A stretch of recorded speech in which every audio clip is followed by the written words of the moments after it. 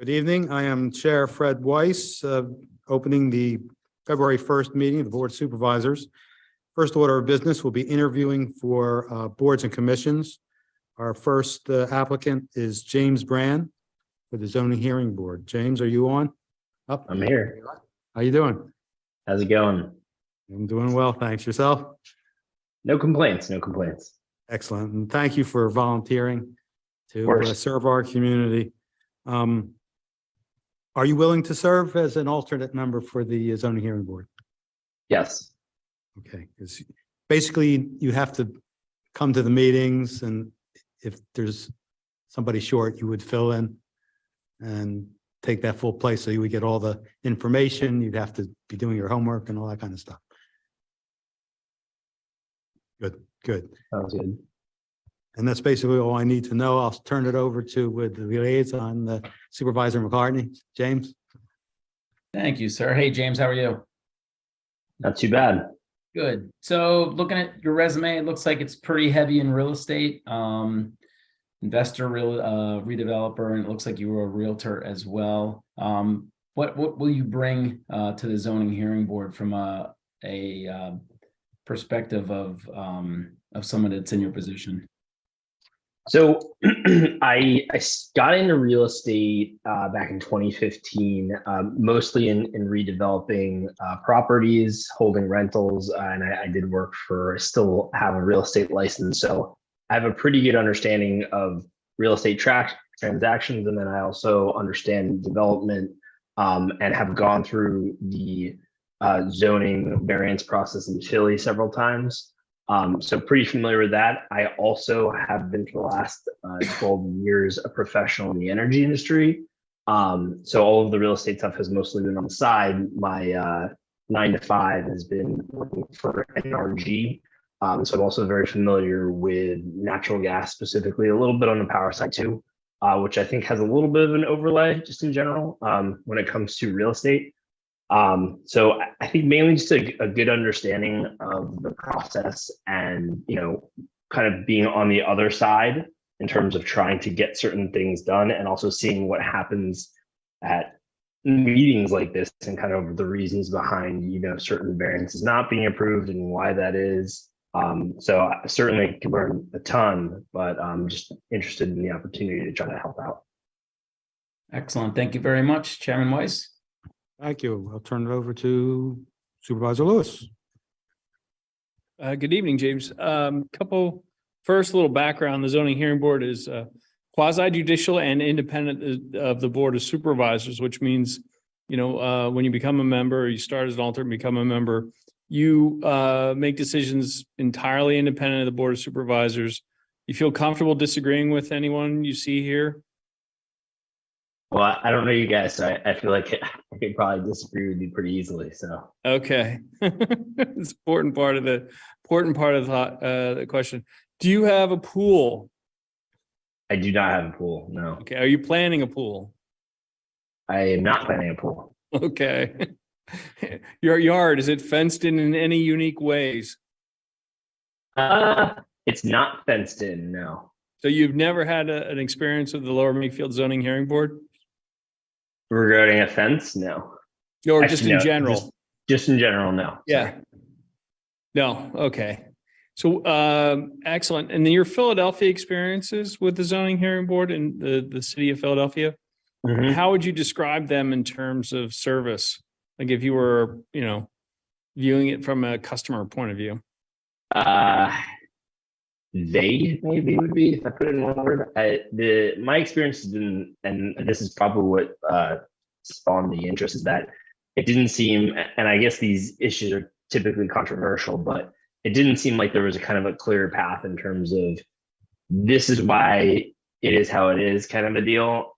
So a lot of the zoning variants that I've gone for have been regarding the use of a certain property and basically saying, by right, I can do X, Y, Z, but I'd like to do, W. And in a situation where I feel like there's no impact on the community, if anything, it's a benefit to the community.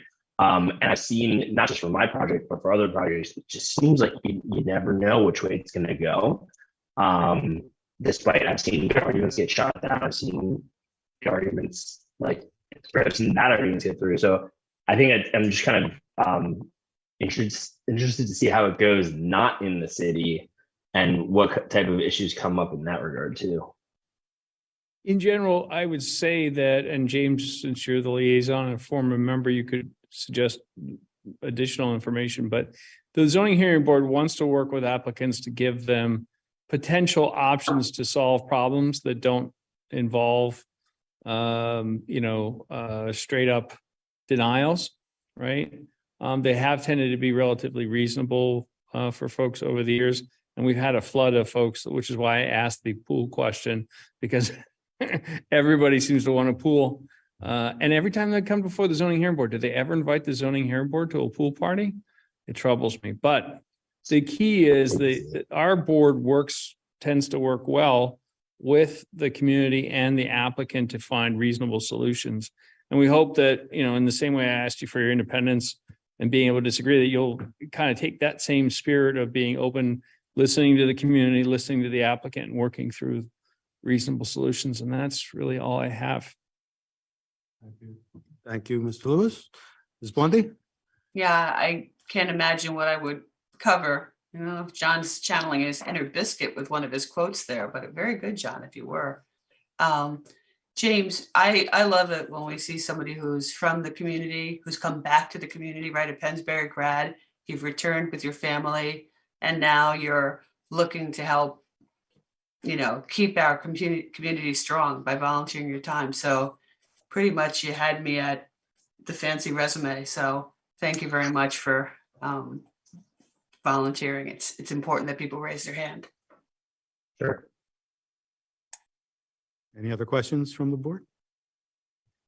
Well, thanks for appearing before us. And you'll hear from us tomorrow, probably. Of course, if you listen in, you'll probably know the results. Thank you, sir. Sounds good. All right. Thanks, guys. Take care. Yeah.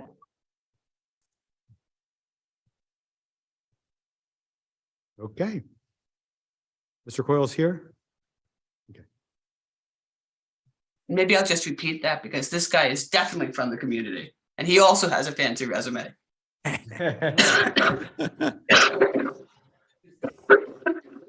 Come on in, Colin. Let's have a seat.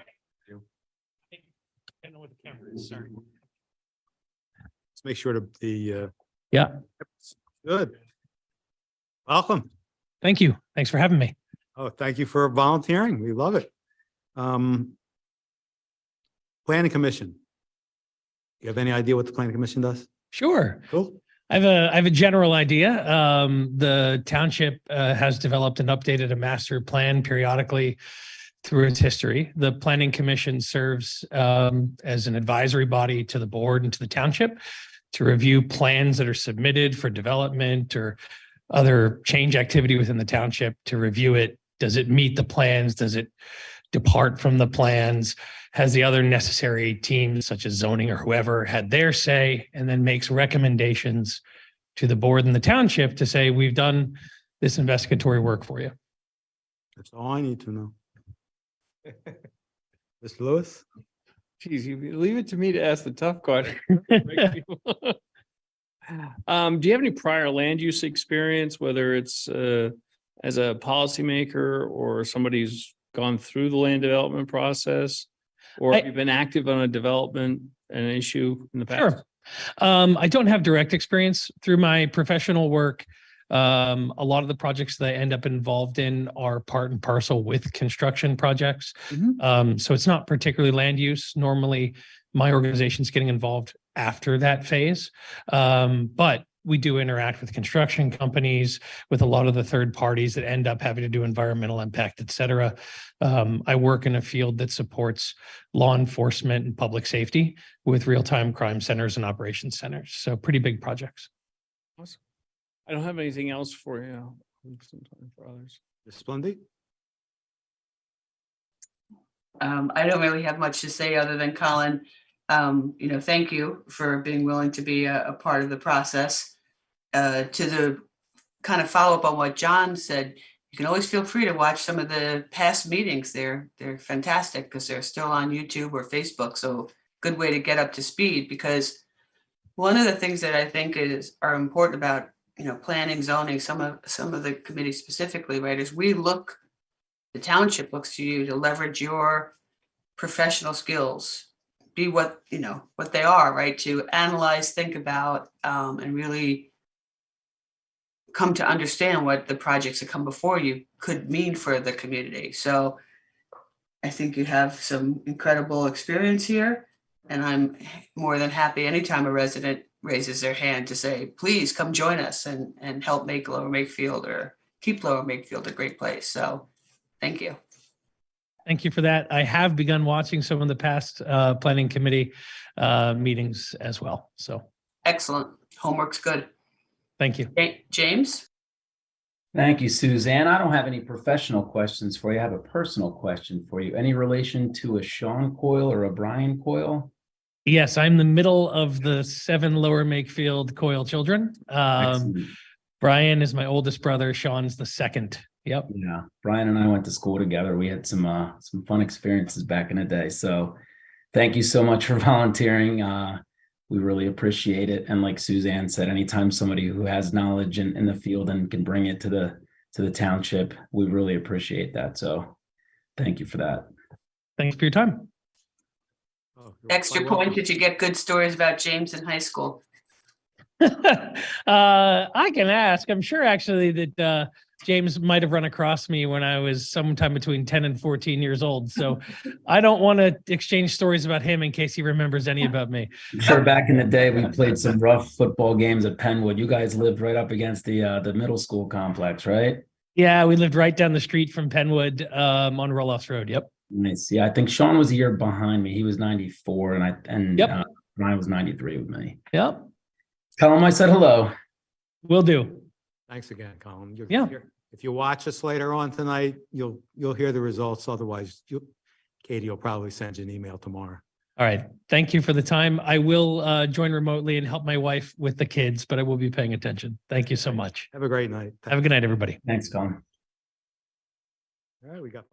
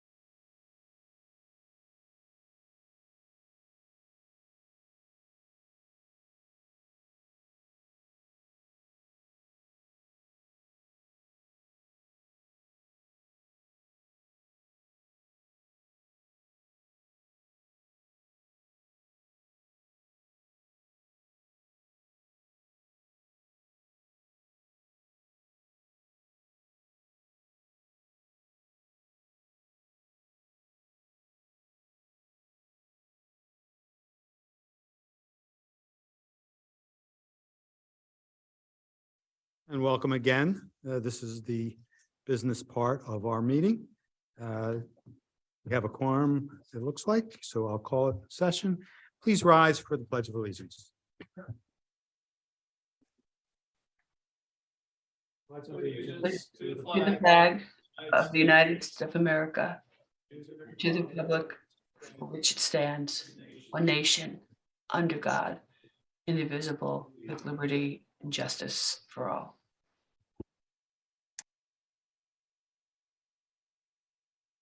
Let's do a roll call. Supervisor Lewis, Present. Supervisor Blondie, Here, Supervisor McCartney, Here.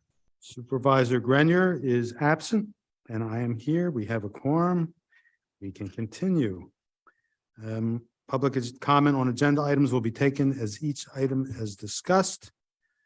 Item 4, community announcements. Is there anybody in the public, any organizational representative on the online to give an announcement? Hearing none, I will read what we have. The February 8th, 6:00 p.m. meeting at the Disability Advisory Board features guest speaker Claire Leal, who is director of the Bucks County Center for Independent Living. Residents can view the meeting live on YouTube by visiting youtube.com/at Lower Makefield Township /PA 5897 /streams.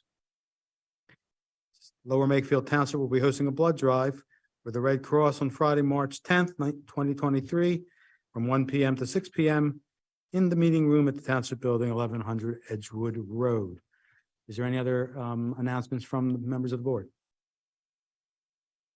Hearing none, we'll go to item 5, consider approval of minutes for January 18th, 2022, or 2023, excuse me. So May I have a moved. motion? Motion made by Supervisor McCartney, seconded by Supervisor Lewis. Any discussion? Any public comment? Hearing none, I'll call the question. All those in favor signify by saying aye and raise your hand. Aye. aye. Pass 4-0. Item 6, treasurer's report. Mr. McCartney. Give me 1 second because for some reason I just lost access to my email. I'll give you 2. Thank you.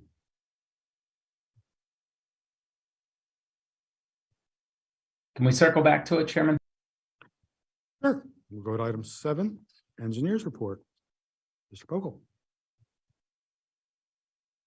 Yes, hello Supervisors. You should have within your packet my report. And I have one agenda item tonight. So that is to consider escrow release number 3 for the Yardley Preserve development in the amount of $1,309,068.50. That work is for stormwater management systems that were installed, roadway base, curb, and some lighting and landscaping items that were installed. So we've inspected the work. The work is completed, and therefore we're recommending release of escrow in the amount stated. There is currently, after this release, there would be $695,000 and change still left in escrow for that development. Entertain a motion. So moved. Second. Motion made by Supervisor Blondie, seconded by Supervisor McCartney to authorize an escrow release for Yardley Preserve. Any discussion? Any public comment? Hearing none, I'll call the question. All those in favor signify by saying aye and raise your hand. Aye. Aye. Aye. Opposed? Opposed. Passes 3-1. That's all I have. Thank you. Go to item 8, Parks and Rec. Ms. Tierney.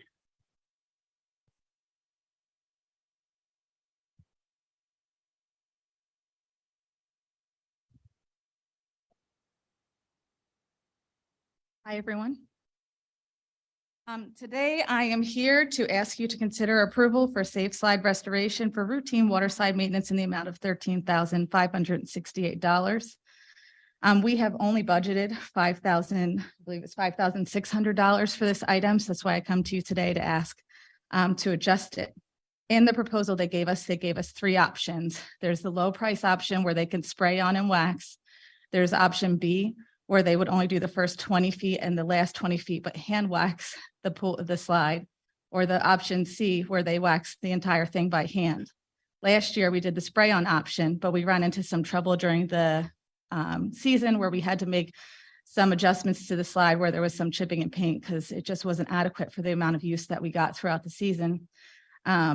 This routine maintenance does help us keep our warranty with Safe Slide from the work they did a few years ago. I believe that was 2019.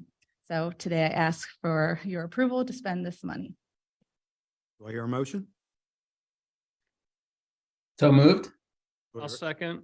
There's a motion made by Supervisor McCartney, seconded by Supervisor Lewis to spend $13,568 to wax the slides at the pool. The only question I had, when we repaired the slide a few years ago, we were paying an annual fee. It was over $20,000 a year. We're still paying that? No, we're no longer, this is what we pay instead. Okay, so that's done. Yeah, we no longer use the car dealership. No, I didn't, after we stopped with the car dealership, we fixed it right. I thought we were paying an annual. An annual maintenance. It was an annual maintenance contract where this came, it was almost like a 3-year renewal. 3 years is up since then. So now this will be a year-to-year proposal to maintain the longevity of our slide So and guarantee the work that they did. so we're not paying the annual fee anymore, Mm-mm. starting this year. But so we'll just pay as we go at this point, Yeah, we'll pay. We'll get one of these and it'll proposals keep every the year. warranty Mhm. as That will well. keep. Yep. Okay. Mhm. Mr. Lewis? Yeah, so we're gonna stay at 13.5 then in the future is your thought or no? Yeah, I think we'll have to do 13.5 every year Now, the one, unless they increase. Unless they yeah, increase no, the rates. I certainly understand that. Yeah. Now, one area is about in general, I know this is for residents who use the slide. The goal is obviously that it's slippery, that you slide down without any sticking points. I read in the stuff there, part of the reason why they're recommending the hand slide is to make sure, or hand waxing is to make sure that it will be adequately slippery for the entire season.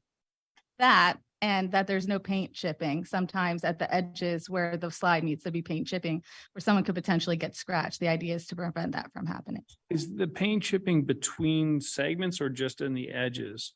It's between, in between the segments along the slide. Okay, that makes sense. As long as we're, We don't want no scratching, perfect slip for the remainder Right. of the season. Is the goal. The slide rashes. all right. Ms. Bundy, Mr. McCartney, Nothing. any public comment?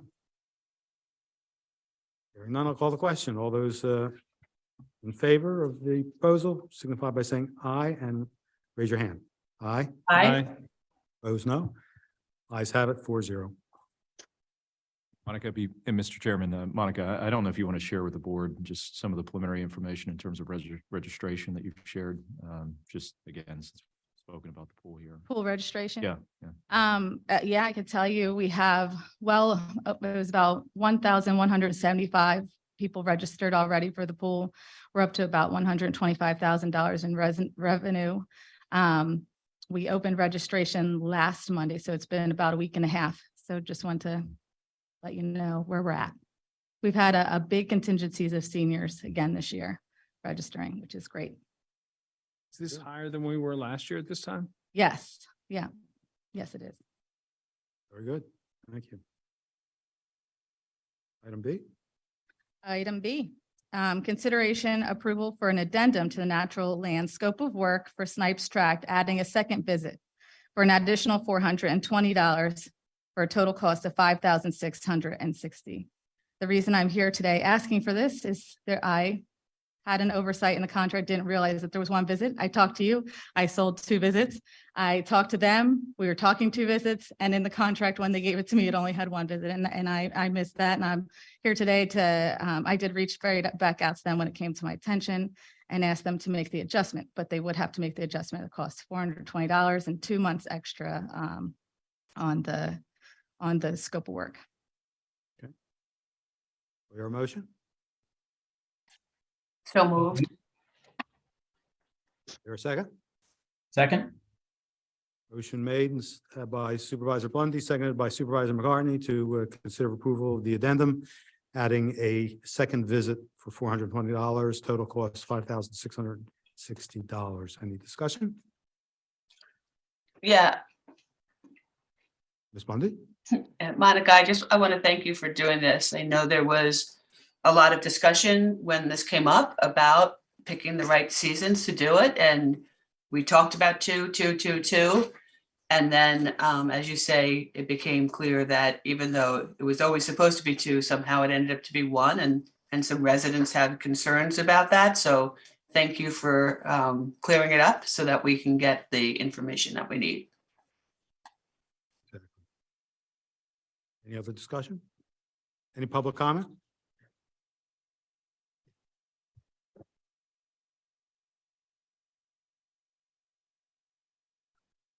My name is Bill Gabota. I live at 1230 Ash Lane in Lower Makefield. And I too want to commend Monica for following up on this and doing some good work. Natural Lands is a good outfit and they'll tell us what's happening at that site. Very good indeed. Thank you again. Any other public comment? Hearing none, I'll call the question. All those in favor, signify by saying aye and raise your hand. Aye. I, Opposed, no. Ayes have it 4-0. Thank you, madam. Thank you. Now we'll go to item 9, managers report. Mr. Okay. Pratzer. Mr. Chairman, members of the board, a couple items to go over this evening. The first item is consideration of approval of resolution 23-6, authorizing destruction of certain specific records. The resolution that's before you is consistent with the municipal records manual, which is adopted or rather published by the Pennsylvania Historical Museum Commission. So we would recommend, consistent with past practice, adoption of the resolution and the associated destruction of these records consistent with statute. Mr. Chair, I move that we approve resolution number 23-6, authorizing destruction of certain specific records. Where a second? Second? Motion made by Supervisor Lewis, seconded by Supervisor McCartney. Any discussion?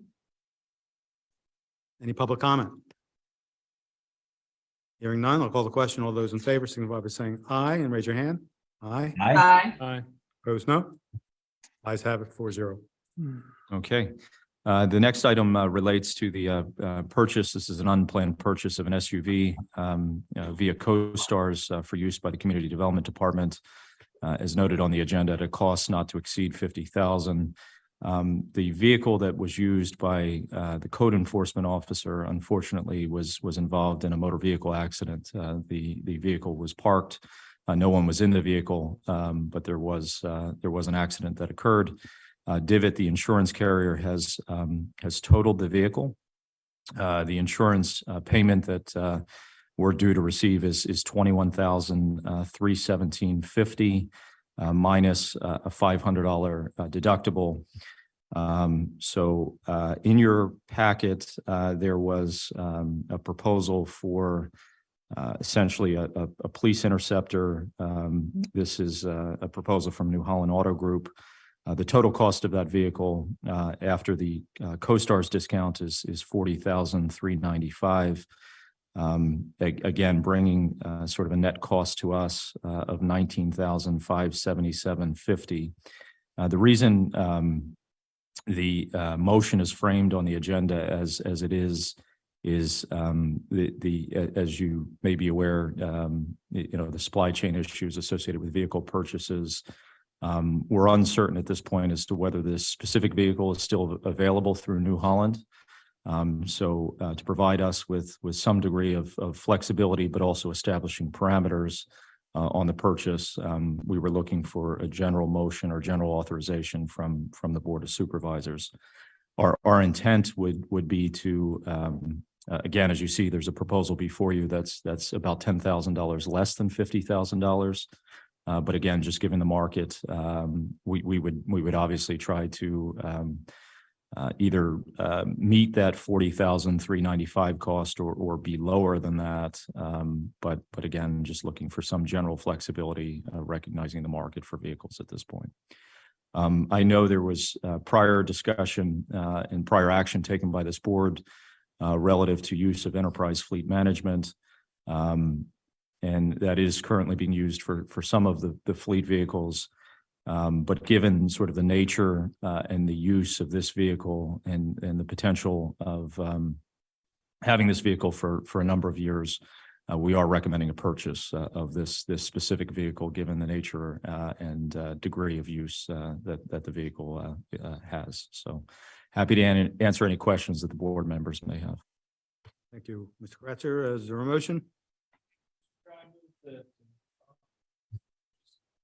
Of an SUV via CoStars for use by the Community Development Department at a cost not to exceed $50,000. Do I hear a second?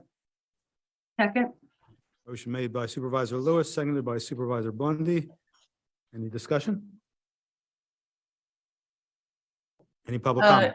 Oh, go ahead. Dave, yeah, Dave, not to be too nitpicky, but is there a chance that the delta, like the deductible and whatnot, would be paid by whatever vehicle struck us, our parked car? Yeah, I mean, we can discuss, I guess, subrogation or recovery through Divot. I actually have a meeting with Divot, an introduction meeting tomorrow, so I'll be happy to pose that question, Supervisor Blundy. Yeah, and I don't want to go crazy, it sounds like, Sure. but at the same time, if we would look into that, that would be great. No, absolutely. That's great. Any other comments by the board? Any public comment? Hearing none, I'll call the question. All those in favor, signify by saying aye and raise your hand. Aye. Aye. Opposed, no. Ayes have it, 4-0. Okay, the next item does relate to a budgeted purchase, relates to the purchase of an SUV, again via CoStars, for use by the fire marshal and the fire service director at a cost of $83,202. The vehicle cost is roughly around $45,000, and then there's fairly significant upfitting involved, primarily related to communications equipment that needs to be in the vehicle. The budget initially contemplated a lease purchase arrangement. So in your packet is essentially a summary of the responses we got from lending institutions at various lease terms. Again, a 3-year term, a 5-year term, a 6-year term, and the associated quarterly payments, the respective interest rates at each of those respective durations, what the quarterly payments would be, and then ultimately what the total cost of the vehicle would be, considering both principal and interest on the vehicle.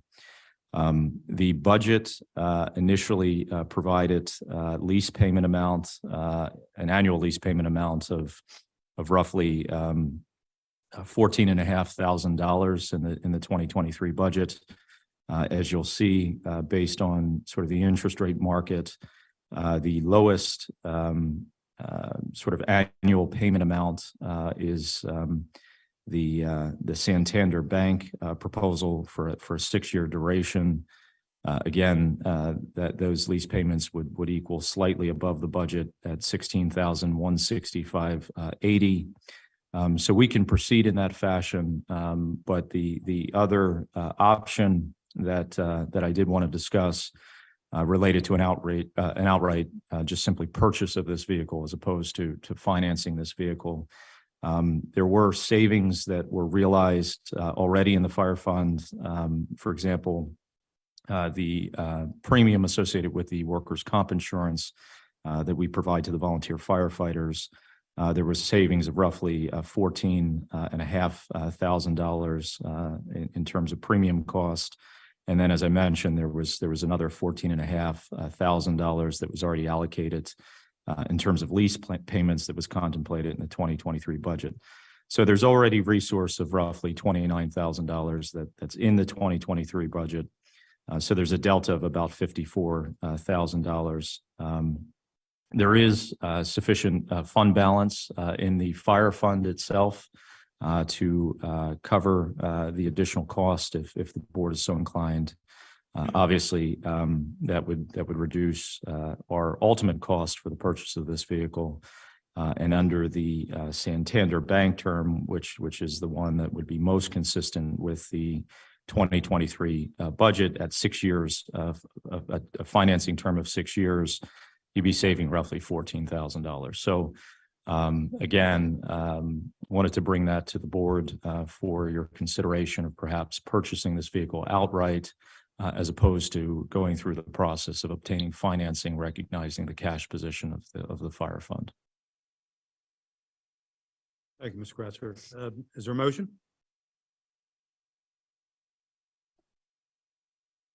I'll move that the township purchase an SUV via CoStars for use of the fire marshal, fire services director at a cost of $83,202. That's the total cost, including uplifting. Is there Second, a second? second. Motion made by Supervisor Lewis, seconded by Supervisor Blondie, to purchase a SUV through CoStars for the fire marshal, fire services director at a cost of $83,202. And Is there- total cost. Can we use American Relief? Yeah, I mean, there's a variety of different cash sources. So again, perhaps I should have been a little bit more direct in my recommend. I would just say, given our cash position, to just pay for this vehicle outright, void the interest cost associated with the purchase, recognizing, again, both the cash position of the fire fund as well as the availability of funds in other accounts. I would prefer we pay cash instead of Yeah. finance it. Would the maker of the motion approve an amendment? Did you have an amendment as to which fund it would come from? Or what? A combination fire fund and Oh, I didn't specify the funds, the source, in the motion, but I could if you wanted. if you need to designate that. Doesn't need, well, that's, Yeah, I could if you wanted, but well, we could just say we're going to pay cash for it instead of. I mean, if you're comfortable in just us paying it, again, I think initially we would take it out of the fire fund to try to preserve the flexibility of those other funds, recognizing that's a special, purpose tax revenue. Again, we're early in the year. I mentioned, roughly $14,500 of savings that was realized already in terms of premium. There's likely to be other savings that will occur over the course of the year. And so to initially start at using fire fund special tax revenue, I think would be the appropriate call. And then Not to say the tremendous amount of interest we're now getting on. correct. And so in addition to that, is I also forgot to mention that the budget as was initially contemplated didn't have some of the revenues that are likely to be realized as well in the fire fund associated with inspections. So those are also being treated differently than they've been treated in the past. So there are some additional offsetting revenues that will likely provide sufficient money in the fire fund to pay for the vehicle outright. So am I correct in understanding the motion is now to purchase outright the SUV? Mhm. Second, Ms. Bundy, you? I agree to do. that? I do. Any other discussion? Any public comment? Hearing none, I'll call the question. All those in favor signify by saying aye and raise your hand. Aye. Aye. Opposed, no. Ayes have it 4-0. Aye. Thank you. And then the final item that I have for the board's consideration is a proposal from Maley relating to the audit of the year ended December 31st, 2022. Again, there is a proposal. There was a multi-year proposal that the board had entered into with Maley in the past. We're outside of that term. This is a single year proposal for 2022. I know the board has generally expressed a desire to periodically go to market for professional services. We as your staff are committed to doing that. Recognizing where we are from a timing standpoint in February here, in recognition of the fact that field work generally begins in February and March. We would recommend retaining Maley for the 2022 year, or to audit the 2022 year.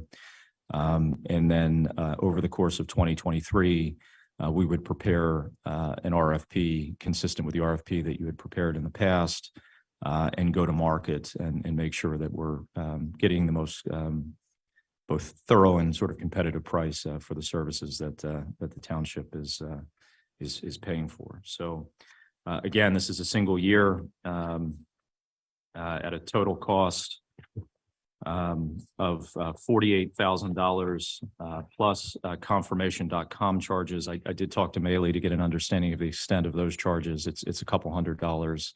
What that is the banks now typically are using a third-party service to confirm balance amounts and so forth. So there's transactional fees associated with that typically were not incurred, but we're talking no more than a couple $100 in terms of those confirmation.com charges. And then again, as the proposal notes, there is a price in there for any additional sort of single audits that would be required. So again, because the township did receive American Rescue Plan Act dollars have exceeded that $750,000 monetary threshold for a single audit, there will be the requirement for at least one single audit, but they did provide pricing in the event that there's a need for additional single audits. So again, in summary, our recommendation would be to engage Maley for auditing services for the year ended December 31st, 2022. Very good. I'll consider a motion. Mr. Chair, I move that we retain Maley for the 2022 audit and direct the township manager to prepare an RFP for potential auditors for the 2023 audit and thereafter. Do we hear a second? Second. Motion made by Supervisor Lewis, seconded by Supervisor McCartney to retain Maley for 2022 and RFP for services for 2023. Any further discussion? Yeah, just in general, for those who are interested, Maley has been, I think, a very good auditor for Lower Makefield Township. They've called balls and strikes is what you'd look for in an auditor. The reason why it's important to switch auditors over time is it's important to get new perspectives and to make sure that things don't appear over time. So that's why I'm recommending that we definitely go forward with an RFP for an audit. But that being said, I've been generally very positive with the audit results, and they have been, I think, very fair in their assessments. Any other comments, discussion? By the board? Any public comment? There are none. I'll call the question. All those in favor signify by saying aye and raise your hand. Aye. Aye. Aye. Opposed, no. Ayes have it 4-0. And just one final informational item for the board and for the public. Maley will be here at your meeting on February the 15th to review their audit results for the year ended December 31st, 2021. So they will be here on site to make that presentation to the board. You know, audits and reports. Item number 6, we're going to defer that to the next meeting. 6. That's the treasury report. Oh, okay. We'll combine it with the. Okay. Just to provide, if I may, just context on that. So the reason that says December 21st or 2021, I question this as well. This is just simply consistent with past practice. Typically, when the audit was finalized, they would issue sort of a final treasurer's report for the year, reflecting all the respective journal entries. So if the deferral of this is because of the date, that is the correct date. It is dated, but it's dated because it's only being provided for again, informational purposes, showing those respective journal entries that have been made following the completion of the 2021 audit. Usually we do the audit stuff in July, so that doesn't sound so far out of whack. Yeah, In exactly. And again, as the board is aware, the delay associated with this audit was largely attributable to the data breach that the township experienced in April of I guess 2021, correct? 22, I'm sorry. Yeah, I'm sorry. Yeah, 22. Thank you, Dave. Item 10, solicitors report. Mr. Shulo. Thank you, Mr. Chair, members of the board. First, the executive session started tonight and at 6:30. All the supervisors who are present here tonight were present along with Mr. Kratzer, myself, my partner Paul Sheehan, Chief Caluzzi. Items related to litigation, informational items, and personnel items were discussed at the executive session, which concluded around 7:10 before a couple of citizen interviews were conducted regarding different boards and commissions. Under 10A, you may recall at the last meeting, we had proposed an ad hoc committee resolution extension. It was requested that we essentially, for lack of a better term, beef up the resolution with some more information about the ad hoc committee. I tried to include some subparagraphs in that resolution, which I thought reflected hopefully the work to date and the work anticipated by the committee and the volunteer staff that had done yeoman's work in that regard. So it is now, if it is the board's desire to approve the resolution extension, it would be with resolution 23-4 to update the 2021 ad hoc committee and to have their new expiration date be, I think, the end of September of this year, which of course, depending on their work and everything else, can be extended again by another resolution if necessary. So. Thank you, Mr. Shulo. I'll entertain a motion for resolution 23-4. So moved. A second. Second. Motion made by Supervisor McCartney, seconded by Supervisor Lewis to approve resolution 23-4 to update the 2021 ad hoc committee resolution. Any discussion from the board? Do we think there's a chance they'll go past September 30th, 2023? I have no idea. I know that they've been, the reason why I put that in there is because the Avison and Young proposal seems to have their work concluded by end of June, so I would give them a little more time.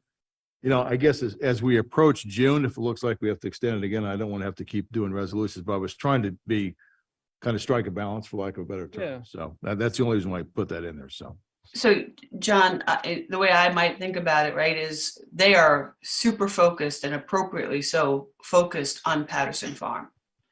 But their purview is more than Patterson Farm. So even if they are done with Patterson Farm in that time frame, I would hope the group can continue and then look at some of the other properties that are out there. So if it's all the same, and if we can amend that, extend that date out now without incurring any additional, fees, and I would ask that we consider that with James as the maker of the motion and you as the seconder. Yeah, James, are you okay with that? Yeah, I'm okay with that. You make I it would be year as end at well. least. Huh? Make it- It would be, there's number 3 on page 2. It says the deadline for the ad hoc property committee to prepare and present a final report to the Board of Supervisors at a public meeting is extended to no later than September 30th, 2023.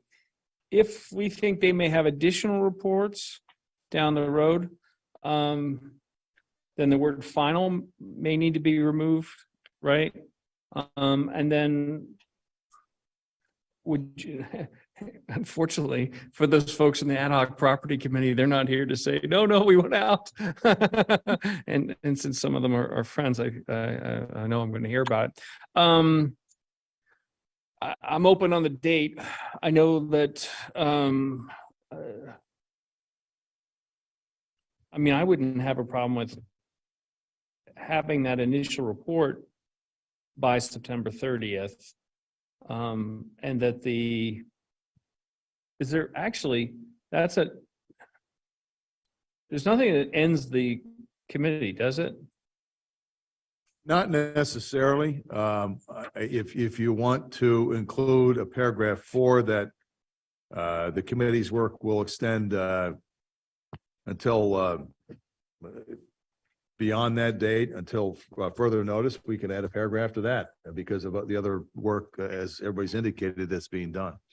It's entirely up to you. Would, Mr. Chair, if I could, would supervisors be comfortable with making the number 3 stay as it is, present a report?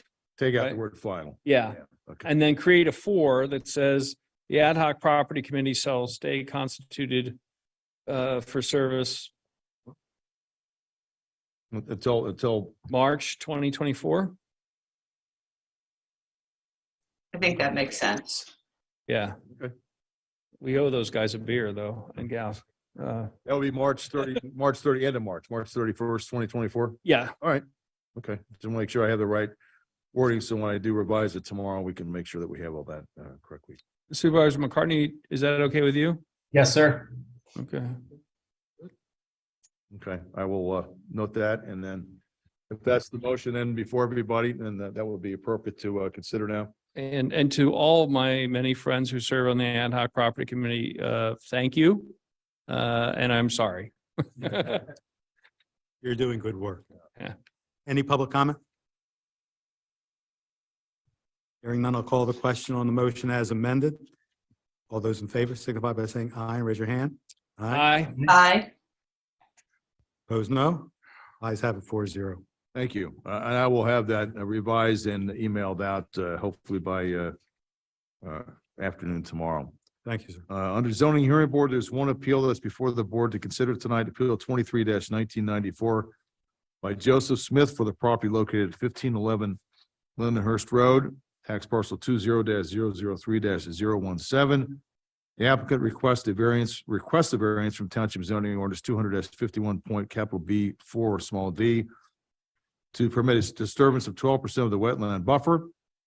Also request a variance from Township Ordinance 200-51 point capital B 5 small c 3 to permit a disturbance of 10.3% of class Roman 3 steep slopes greater than 25%. Also a variance from Township Zoning Ordinance 200-61 capital C to permit the minimum building setbacks be measured from the lot lines instead of the special setback requirement to measure from the limit of the resource protected lands in order to subdivide the lot and to construct a single-family dwelling, private swimming pool, and a stone dry well on Lot 2 and construct a 2,887 square foot addition and front porch to the existing dwelling and other grading and stormwater improvements on Lot 1. For everybody's reference, this property is located on the west side of Lindenhurst Road, just right near the intersection of Quarry Road. It's kind of essentially across from where Quarry Road comes in. I'm sorry?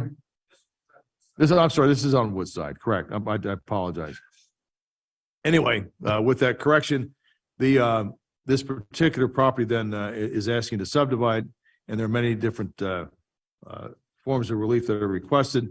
As such, we recommend participation by the board before the zoning hearing board because of the different types of relief and the impact it may have on the area. So, Mr. Chairman, in the appeal number 23-1994, I move that the board participate in the zoning hearing board hearing. Do I hear a second? Second. Motion made by Supervisor Lewis, seconded by Supervisor McCartney to participate in Appeal 23-1994. Any discussion? Any public comment? Hearing none, I'll call the question. All those in favor signify by saying aye. Raise your hand. Aye. Aye. Aye. Opposed, no. Ayes have it 4-0. Thank you. thank you. That's all I have tonight, Mr. Chairman. Thank you, Mr. Trulove. Item 12, Community Development. Mr. Juski?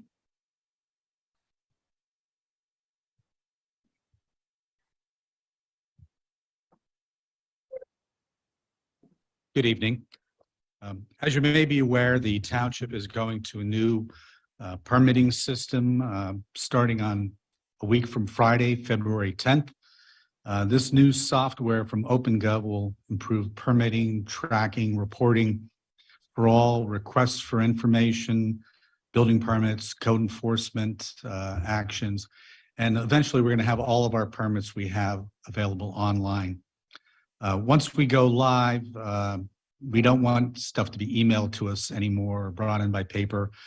You can go and log in. And if I might, I'll just show you real quickly how this system works.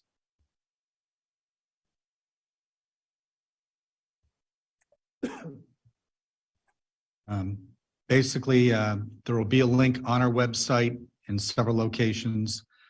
This link will prompt you either to log in if you have an account or create an account for the first time.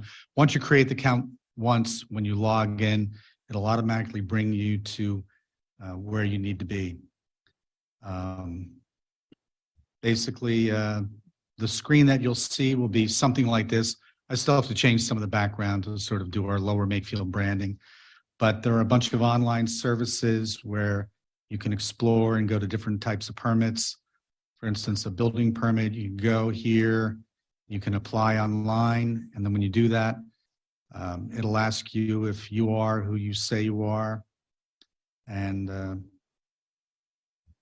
you just go to the next step.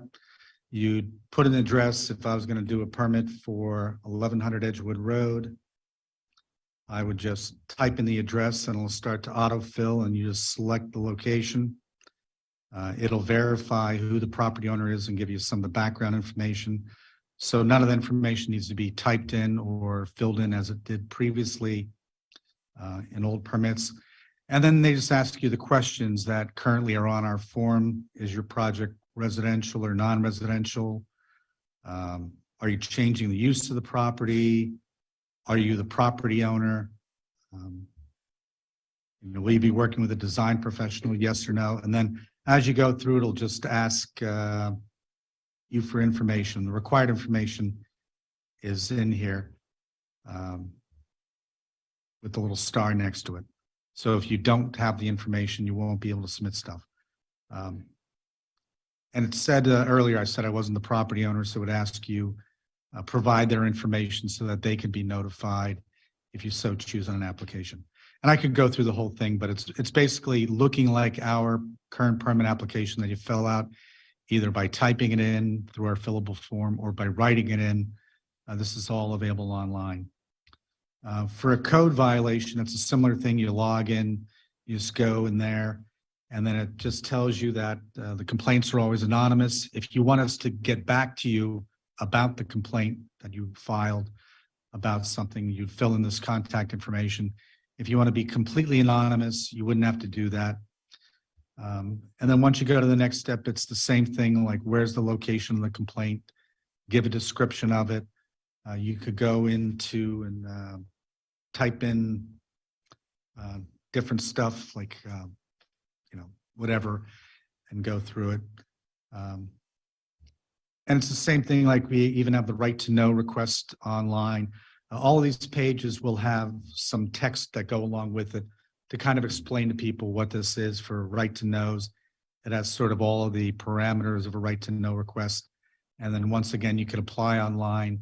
This will allow us to go ahead and take in information and disseminate it to the appropriate people to review, respond, reply, and set time frames so that we can more timely process everything for our residents. And there are some helpful links on the website too that we'll be posting real shortly so people can create an account a little bit in advance. It only takes a minute to create an account. It's not that complicated, but I don't know if anyone has any questions, but I just wanted to let people know that a week from Friday, we will be going live with the system, and everyone will be able to transact business with the township online. And we can access this through lmt.org. Yes. And if somebody comes into the office not knowing, we'll be able to assist them in doing it online in the office, or we send them home? No, we'll have a little kiosk set up with a keyboard and everything. We'll take them through how to do it and assist them any way we can. Any discussion or comments from the board? I was going to say, in general, I'm excited about this. I think this is clearly a win. How is the data stored and organized? It's stored separately in OpenGov's cloud environment then, right? That's correct. Will township employees, or for good reasons, have access to that data to sync it with other data the township has about property owners? Well, this will be kind of an well, the answer is yes. This will be able to have all of our information per property right there at our fingertips. You could look up the records for anything associated with the property going forward. Also, we have a lot of our historical records too that we migrated over. So we'll have everything for the last decade all in one location. Is the intent that this becomes the single source repository for all things about properties within Lower Makefield? So this is the a single view of that? And there'd be no other data stores within township then? Pretty much. Yeah. Okay, what else would not be in there that you'd be thinking of? Well, there's police information that would not be in there. That'd be separate for Yeah. good reason, yeah. Other than that, information about properties will all be there in this system. Okay.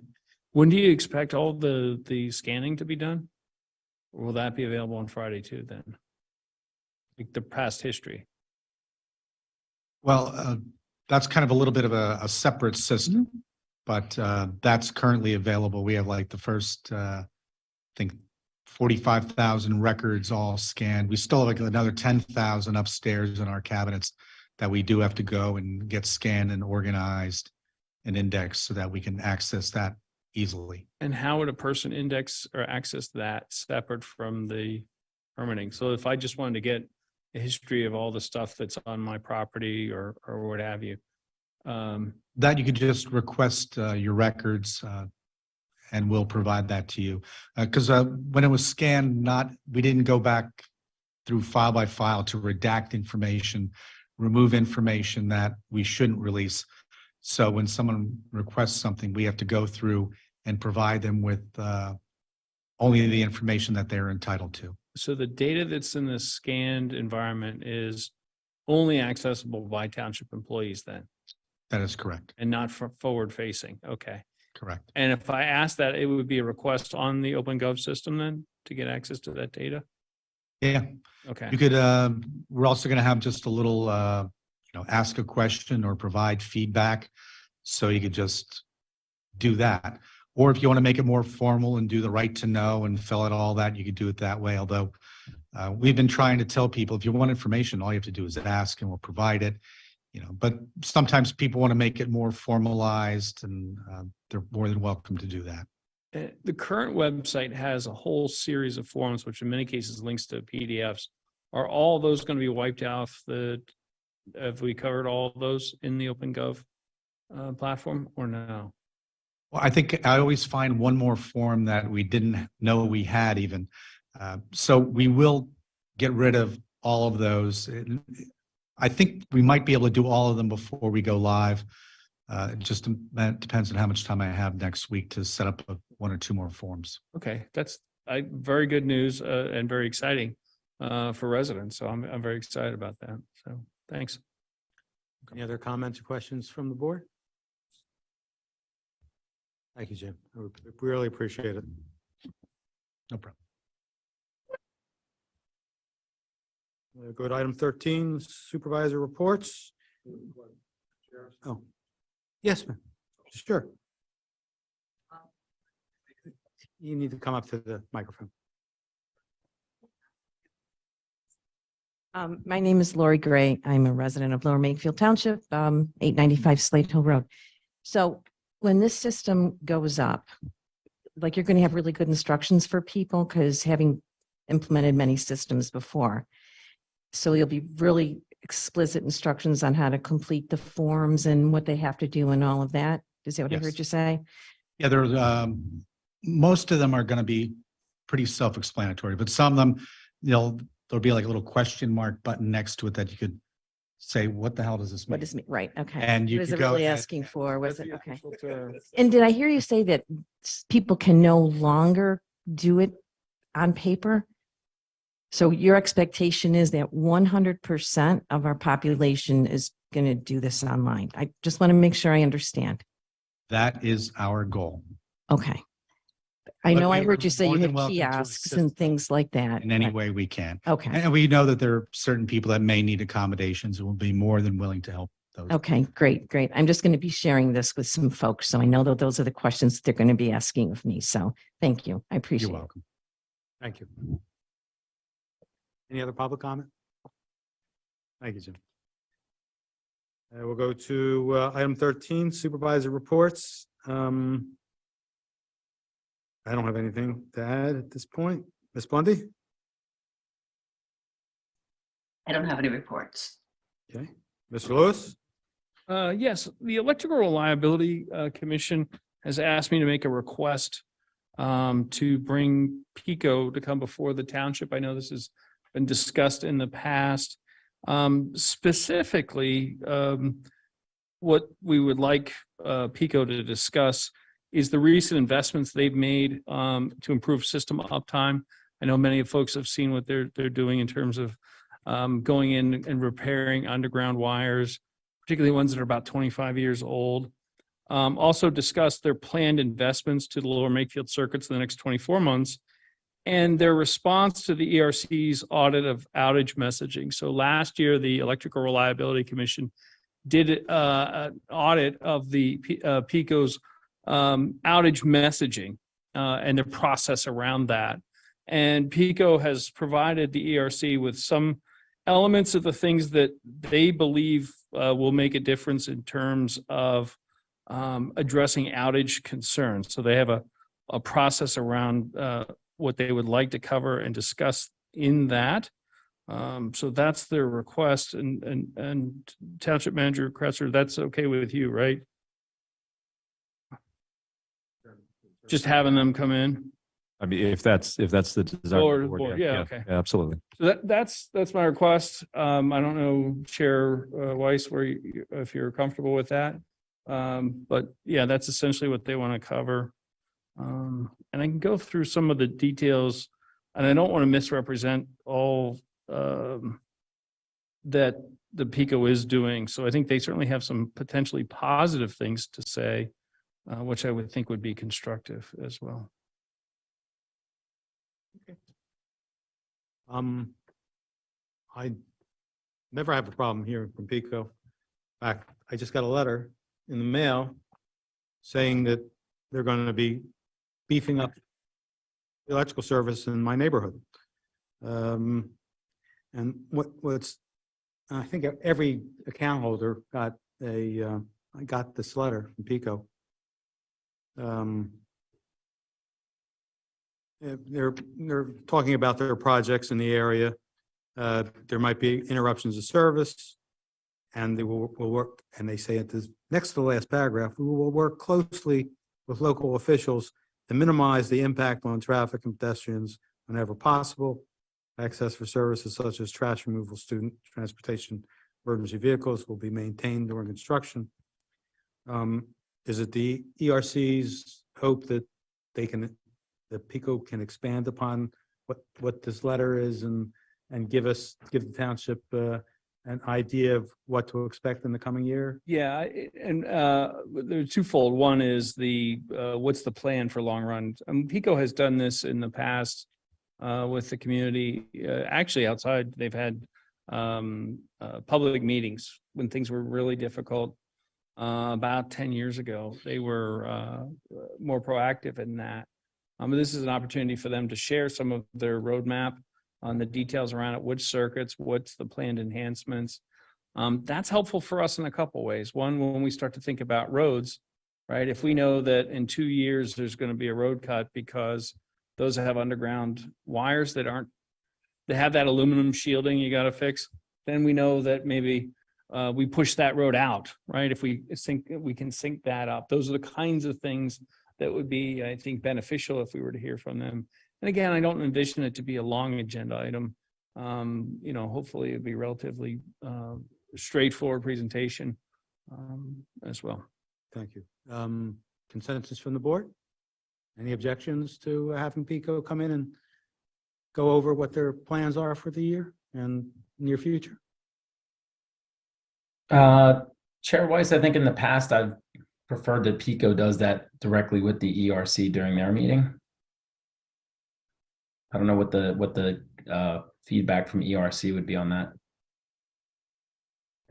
My sense from them is that they're looking and they want PICO to have a broader audience for their message and their uptime. And again, a lot of this is generally positive. We've had a difficult but constructive relationship with our utilities for a long time. So it's a chance for them to detail that for the whole community, which I think benefits all of us.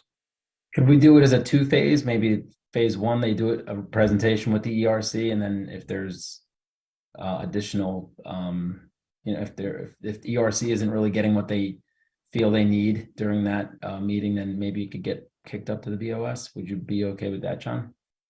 My sense is that they felt that they've done that part. So they've had that discussion with them in the past. And their sense is they would like to have PICO here at the Board of Supervisors. I'm just trying to figure out whether if it would be productive for that to happen. Does right? it make, I'm sorry, I didn't mean to interrupt you. Oh, go ahead. Does it make sense perhaps for them to draft a letter that we could send to PICO?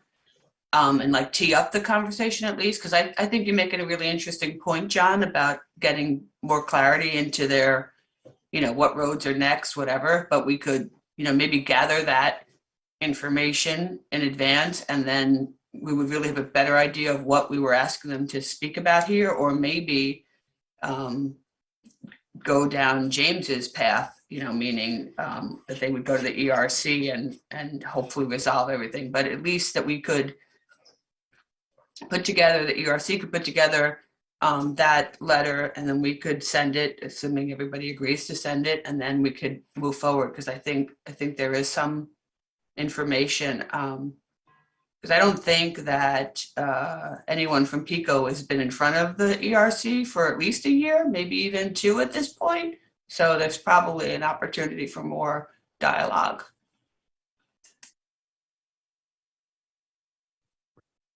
If the suggestion by the fellow board members is that the ERC draft a letter for the township manager to send to PICO for invite, I think that would be fine. I could certainly do that tomorrow. Fine.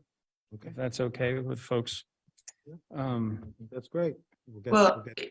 Is it for an invite, or like, here are the questions we'd like to understand, and maybe if they send them, there's not a invite, Yeah, it would be the invite letter would be detailed. It would cover the things I just mentioned, plus some of the discussion around their communications audit that they did. And if they'd be willing to come before the board, that would be great.